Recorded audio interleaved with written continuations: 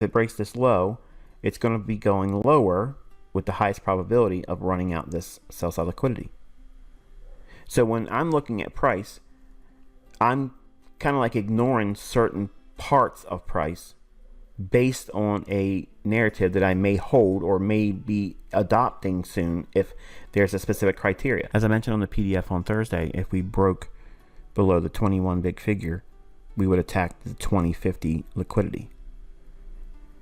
That was all based on what I'm showing you here. I was looking at the likelihood of this dealing range presenting what I just basically gave you. Because if we do consolidate and it stays between this high and this low, then this scenario would likely pan out. So let's take a look at cable. It's similar to that. So now we have a much more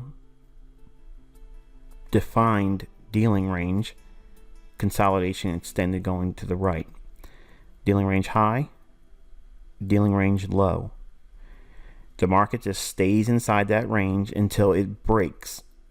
Okay, it breaks right there.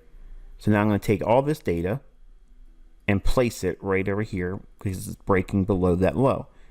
So I'm ignoring all this run up in here because it's useless information. It has no storyline, it has no importance. It's not salient to the underlying narrative here. It's just the market is being held by the algorithm inside that dealing range high and that dealing range low. So if we are bearish, or if we're looking for the likelihood of a bearish move lower, you have to define what existing dealing range you have. And once it takes a move below there, the algorithm will snap into a sell model immediately and attack that right there. All of this in here is chopping wood. It's marking time.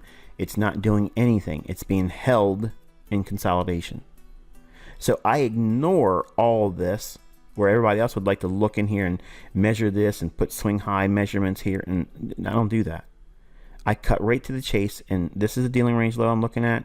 The dealing range high, it's likely to go lower and attack the sell side liquidity. This here, I don't care about any of this until we get a break below that low, because what's actually occurring is I'm getting a market structure shift. Once the market structure shifts below this low, then everything I'm anticipating becomes easy again. All this here trades right back up into the balanced price range. This little candle here and this little candle here, that's why we're not trying to go up into it. We created a balanced price range, which is also below the dealing range low. It doesn't need to trade back up and close that in. It's ideal that it doesn't. Trades up into the fair value gap, institutional order flow entry drill,